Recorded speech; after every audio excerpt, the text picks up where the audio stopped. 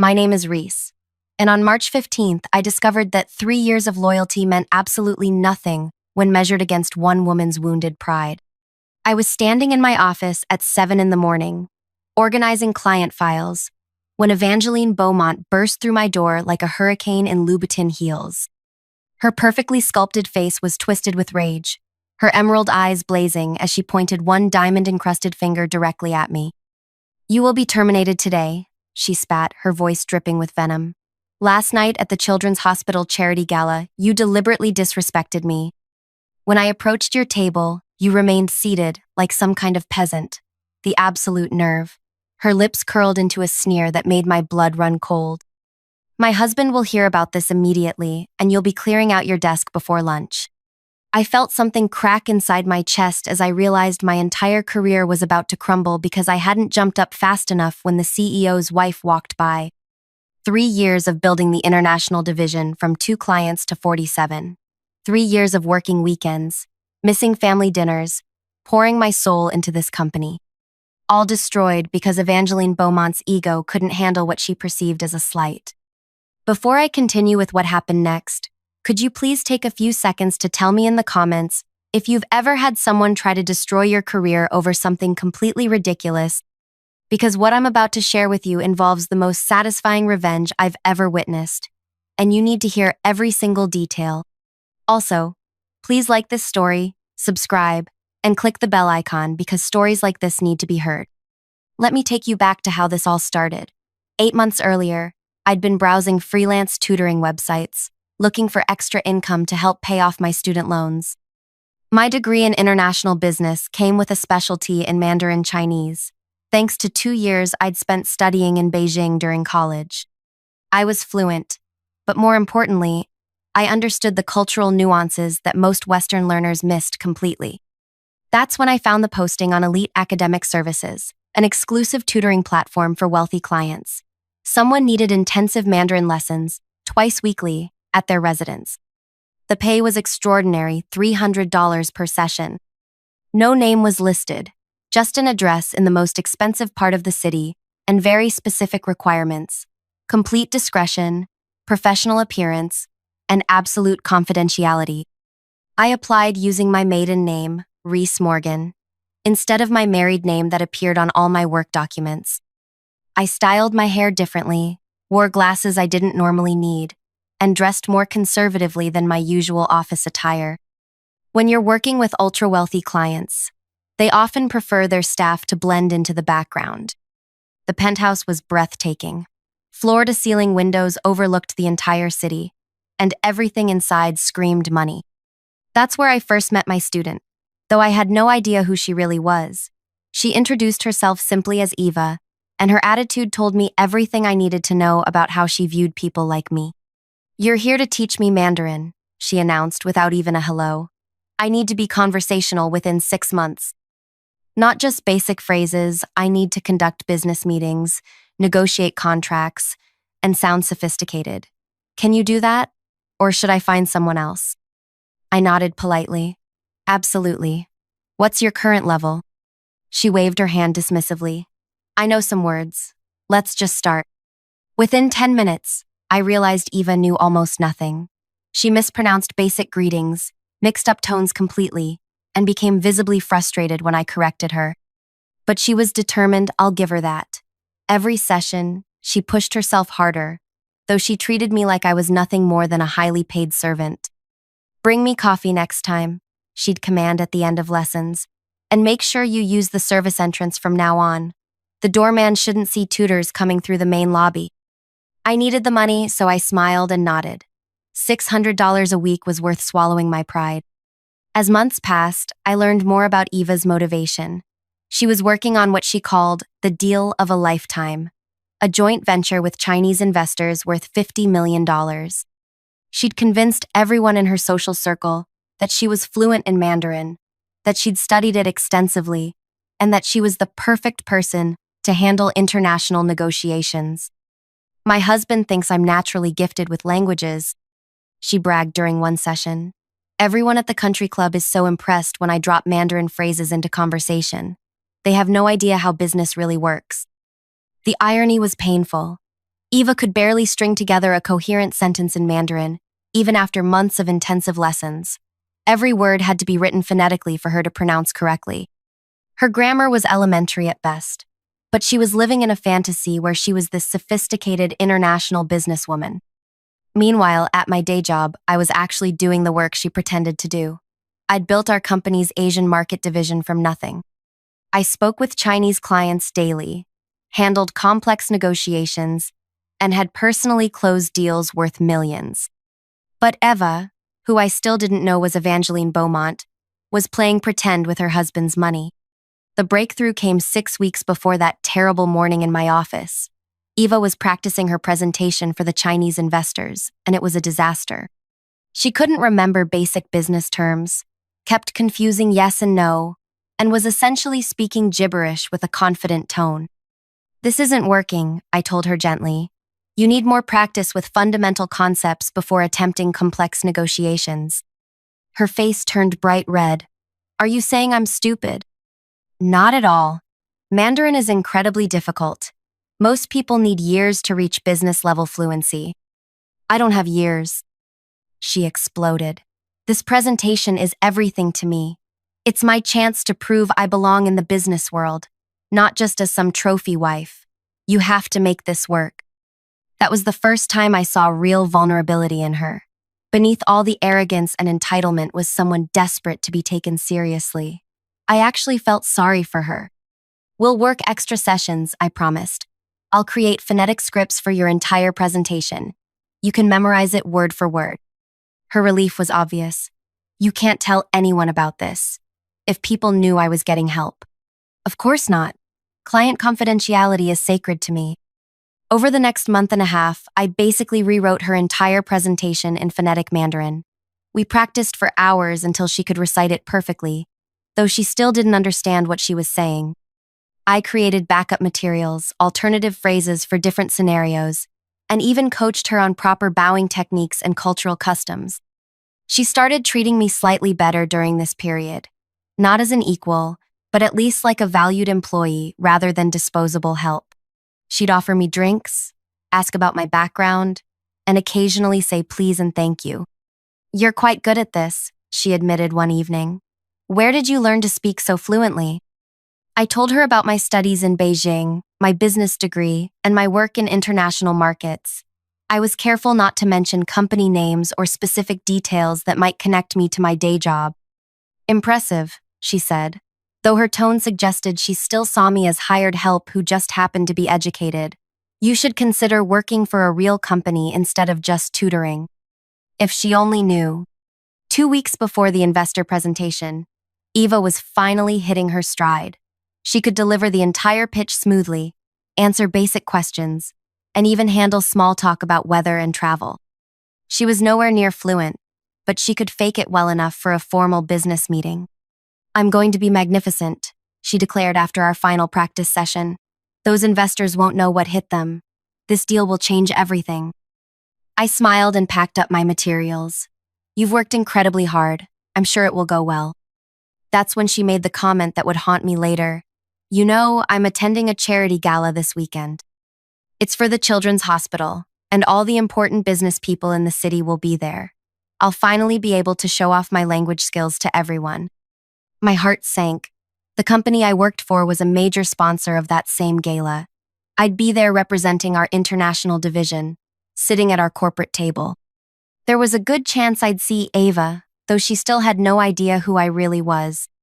I considered canceling, or at least warning her somehow, but I couldn't figure out how to do it without revealing my identity. Besides, what were the odds we'd actually interact? It was a huge event with hundreds of attendees. The gala was beautiful. Our company had purchased an entire table near the front, and I was seated with our senior management team and their spouses.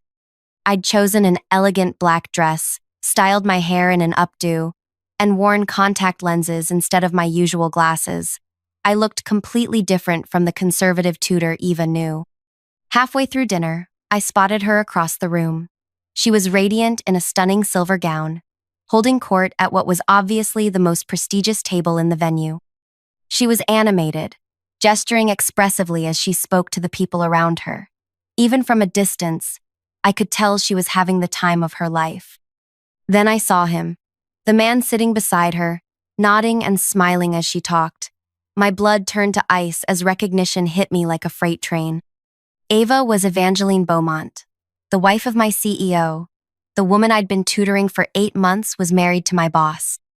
I spent the rest of the evening in a daze, barely touching my food, praying she wouldn't notice me.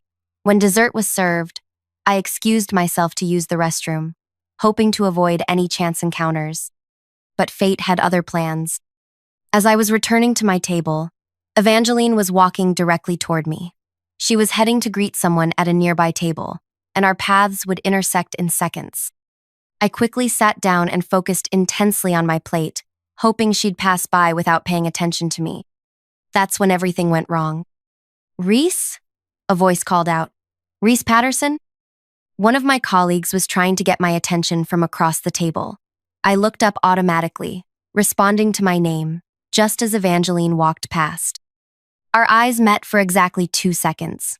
I saw confusion flicker across her face, like she almost recognized me but couldn't quite place where from. Then, the moment passed, and she continued walking. I thought I was safe.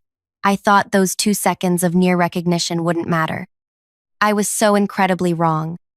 The next morning, she stormed into my office with murder in her eyes, and I finally understood what had happened. Evangeline had spent the entire night trying to figure out where she knew me from. When she couldn't place my face, she'd convinced herself that I'd deliberately snubbed her by not standing when she passed my table.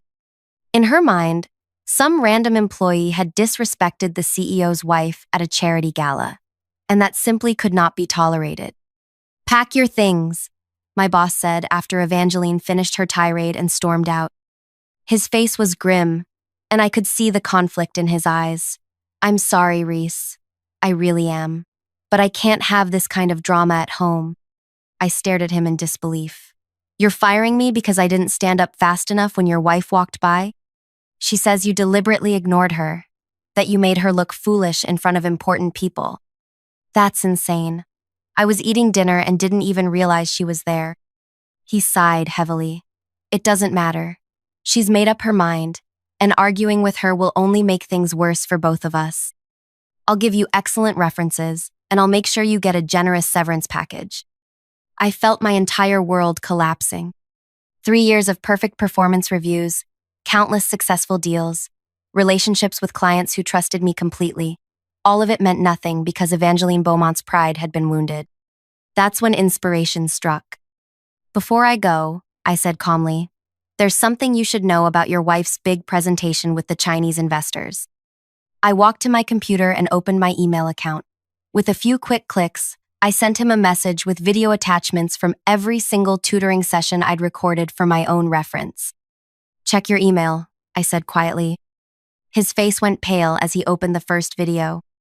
There was Evangeline, stumbling through basic Mandarin phrases, asking me to repeat everything phonetically, admitting she couldn't understand what she was saying. "She's been lying to you," I continued. "For 8 months, I've been her private tutor. She can't speak Mandarin beyond memorized scripts. Everything she's told you about her language abilities is completely false." I removed my glasses and let my hair down, transforming back into the person Evangeline knew as her tutor. "I'm Reese Morgan," I said, "and effective immediately. Your wife's Mandarin lessons are canceled." The silence in that office was deafening. My boss sat frozen, staring at the computer screen where his wife was clearly struggling with pronunciation that any first-year language student would master easily. The video showed her asking me, over and over, to write everything in English letters because she couldn't read Chinese characters. "This presentation is in 3 days," he whispered, his voice barely audible. "I know. I helped her prepare every word of it. She's memorized it like a script, but she doesn't understand what she's saying. If anyone asks her an unscripted question in Mandarin, or if she needs to deviate from her prepared remarks even slightly, the whole thing will collapse." He looked up at me with something between horror and disbelief. "Why didn't you tell me who you were during the lessons?" "Client confidentiality. She hired me through a tutoring service under strict privacy agreements.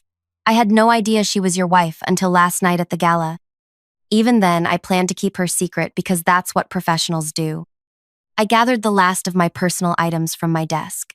But since she's decided to destroy my career over an imaginary slight, I figure those confidentiality agreements are void. Wait, he stood up quickly. Don't leave yet. We need to discuss this. There's nothing to discuss.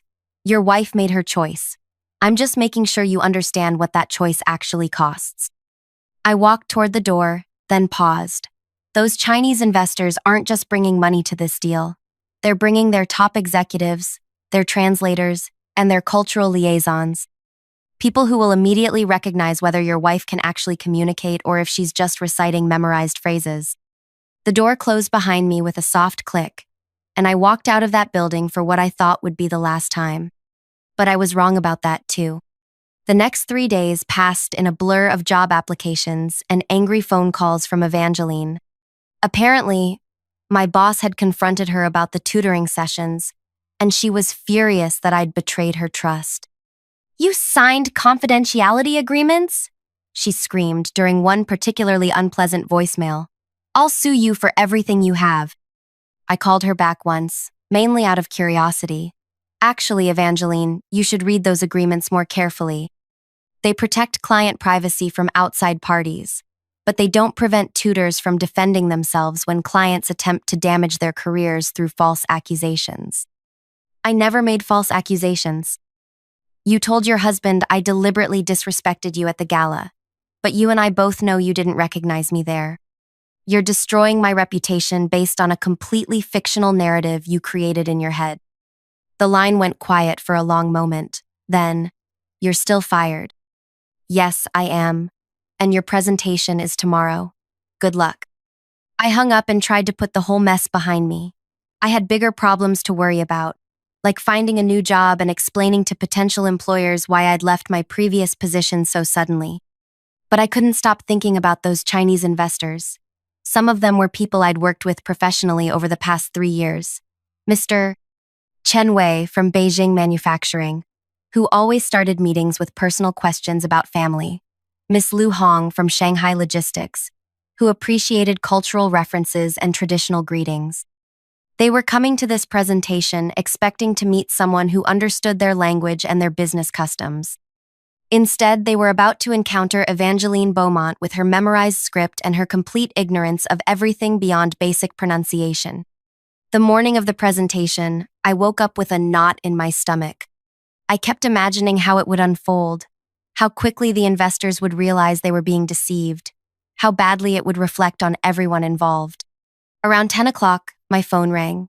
It was James Morrison, my former boss, and he sounded desperate. "Reese, I need your help. I don't work there anymore, remember? The investors are here early. They wanted to have lunch before the presentation, and Evangeline is panicking. She can't handle casual conversation in Mandarin. She's locked herself in the bathroom and won't come out." I almost felt sorry for her. Almost. "That's unfortunate, but it's not my problem anymore. I'll give you your job back. Full reinstatement, a promotion, a raise. Whatever you want. Just please, help us get through this presentation." I considered it for exactly 3 seconds. "No. Reese, please. This deal is worth $50 million to the company. If it falls apart, we'll have to lay off half the international division." "Then you should have thought about that before you fired me for not standing up fast enough when your wife walked by. I know I made a mistake. I was wrong, and I'm sorry. But please don't let our employees suffer because of my bad judgment." That hit me harder than I expected. The international division wasn't just my work. It was built with the help of amazing colleagues who didn't deserve to lose their jobs because of this mess. "I'll make you a deal," I said finally. "I'll come in as a consultant. One time only.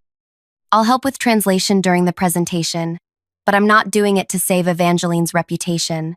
I'm doing it to protect the people who still work there." Thank you so much." "And James? After today, I never want to see or speak to your wife again." I arrived at the office 45 minutes before the presentation was scheduled to begin. The main conference room had been transformed into an impressive setup with multimedia displays, translated materials, and elegant catering that showed respect for Chinese business culture. Evangeline was standing near the windows, practicing her opening remarks under her breath. She looked beautiful and professional, but I could see the terror in her eyes when she noticed me walking in. "What is she doing here?" she hissed at her husband. "Helping to save your presentation," I replied calmly. "Unless you'd prefer to handle the Q&A session on your own?" Her face went pale. We both knew she couldn't handle unscripted questions. "Fine, but you stay in the background. This is my presentation, my deal, my moment." "Understood." The investors arrived precisely on time, which I'd expected. Mr. Chen Wei greeted me in Mandarin, and I responded appropriately, introducing myself as a consultant supporting the presentation. Miss Liu Hong asked about my background in Chinese markets, and we had a brief, pleasant conversation about trade relationships. I could see Evangeline watching our exchange with growing anxiety. The investors were clearly comfortable with me, but when she attempted to join the conversation with her stilted, rehearsed phrases, their polite smiles became strained. "Perhaps we should begin the formal presentation," Mr. Chen suggested in English, clearly sensing the awkwardness. Evangeline took her position at the front of the room and launched into her prepared remarks. I had to admit, months of practice had paid off. Her pronunciation was decent, and she delivered the memorized content with confidence. The investors listened politely, taking notes and occasionally nodding. Everything was going according to plan. Then Ms. Liu Hong raised her hand. "Excuse me," she said in Mandarin. "Could you clarify the logistics timeline for the Shanghai distribution center?" Evangeline's face went blank. The question wasn't part of her script. "I'm sorry," she said in English. "Could you repeat that?" Ms. Liu Hong repeated the question, this time speaking more slowly and clearly. Evangeline looked at me desperately. I could have helped her. I could have translated the question and coached her through an answer. Instead, I remained silent. I think, Evangeline stammered, attempting to respond in broken Mandarin that made no grammatical sense. Mr. Chen Wei frowned and exchanged glances with his colleagues. They were beginning to understand that something was very wrong. "Perhaps," Mr. Chen said diplomatically, "we could continue the discussion in English?" But the damage was already done. The investors had come here expecting to work with someone who could communicate effectively in their language. They'd been promised a partner who understood Chinese business culture and could facilitate smooth international cooperation. Instead, they'd discovered that their primary contact had essentially been lying about her qualifications. Ms. Liu Hong asked another question, this time in English, about regulatory compliance in Shanghai. It was a basic question that anyone involved in Chinese business should be able to answer easily. Evangeline clearly had no idea what to say. She looked at her husband, then at me, then back at the investors. "Perhaps my consultant could address that," she said weakly. I stepped forward and answered the question thoroughly, explaining the regulatory framework, recent changes in compliance requirements, and best practices for foreign companies operating in Shanghai. The investors nodded appreciatively and began directing their follow-up questions to me instead of Evangeline. For the next 20 minutes, I essentially took over the presentation. I answered detailed questions about logistics, cultural considerations, legal requirements, and market analysis. The investors were engaged and interested, clearly impressed with the depth of knowledge I was providing. Evangeline stood to the side, completely sidelined at her own presentation. Finally, Mr. Chen Wei addressed the elephant in the room. "I'm confused about the structure of this partnership," he said carefully. "We were told that Mrs. Beaumont would be our primary liaison, but it seems clear that He looked at me questioningly. "Patterson," I supplied. "Miss Patterson has the expertise we need for this collaboration. Could you clarify who would actually be managing this relationship?" The room fell silent. Evangeline's husband looked like he wanted to disappear. Evangeline herself was staring at the floor, her face bright red with humiliation. "I think," I said gently, "there may have been some miscommunication about roles and responsibilities. Perhaps it would be best to reschedule this discussion after the organizational structure can be clarified." Mr. Chen Wei nodded gravely. "I think that would be wise." The investors gathered their materials and prepared to leave. Miss Liu Hong approached me privately.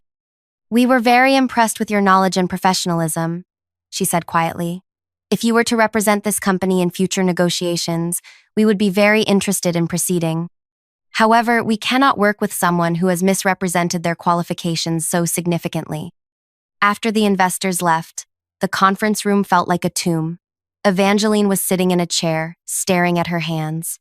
Her husband was pacing near the windows. And I was gathering my notes, preparing to leave for good. $50 million, James said quietly. Gone. It was never really there, I replied. You can't build international partnerships on lies and pretense. Those investors are too smart and too experienced to be fooled for long. Evangeline finally looked up. This is all your fault. I turned to face her directly. No, Evangeline. This is the consequence of your choices. You chose to lie about your qualifications. You chose to destroy my career over a perceived slight that existed only in your imagination.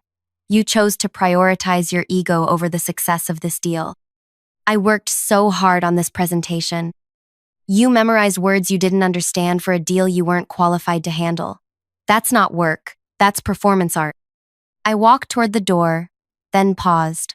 For what it's worth, I actually felt sorry for you during those tutoring sessions. You seemed so desperate to prove yourself, to be taken seriously. But respect isn't something you can fake or demand. It's something you earn through competence, integrity, and treating other people with basic human dignity. You're still fired, she said weakly. I laughed. Evangeline, after today, I wouldn't work for this company again if you begged me. But I was wrong about that too. 2 weeks later, James Morrison called me with an interesting proposition. The board of directors had been less than pleased when they learned about the failed investor presentation and the circumstances surrounding my termination. Apparently, several board members had worked with me professionally over the years and were furious that I'd been fired over such trivial reasons. We'd like to offer you the position of Vice President of International Business Development, James said. It comes with a substantial salary increase, your own budget, and complete autonomy over the international division. What about Evangeline? She's no longer involved in business operations. The board made that very clear. I considered the offer carefully. I'll take it, but with conditions.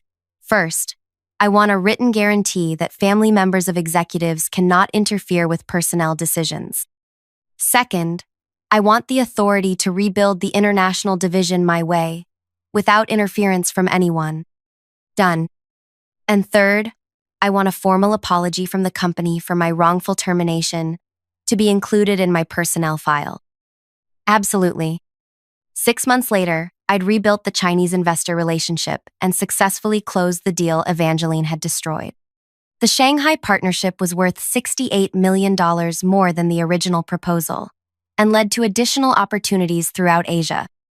Evangeline, meanwhile, had become something of a pariah in her social circle.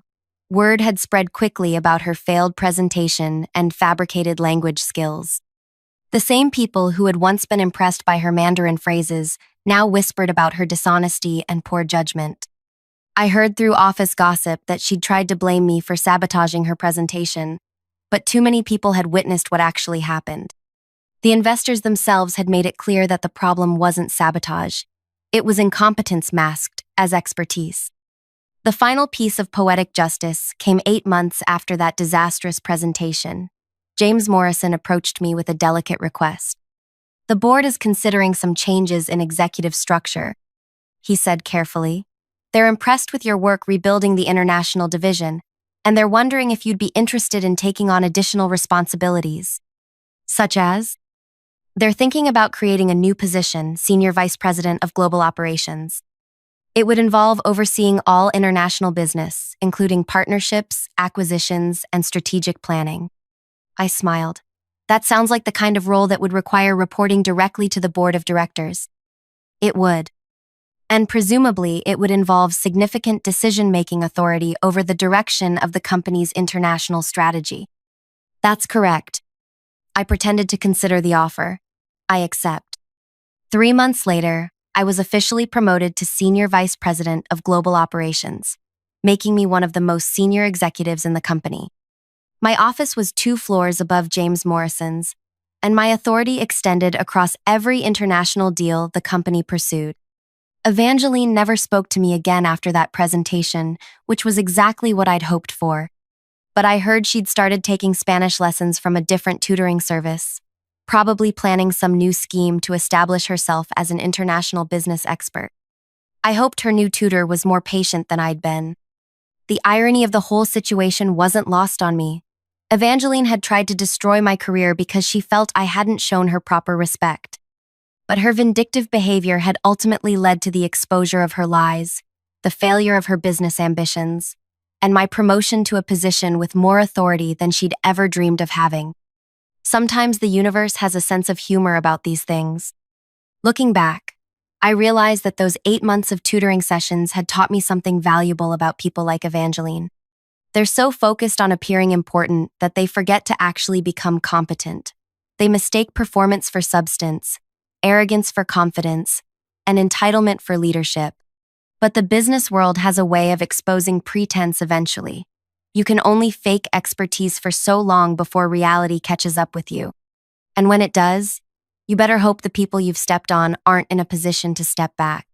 Now I want to hear from you. Have you ever watched someone's lies catch up with them in the most spectacular way possible? Have you ever been in a situation where standing up for yourself led to consequences you never expected? Drop a comment below and tell me your story, because I have a feeling I'm not the only one who's learned that sometimes the best revenge is simply letting people face the natural consequences of their own actions. And if you enjoyed this story, please hit that like button and subscribe for more tales of workplace drama, unexpected twists, and the satisfaction that comes from watching karma work its magic. Because trust me, this wasn't the last time I encountered someone who thought they could destroy other people's lives without facing any consequences themselves.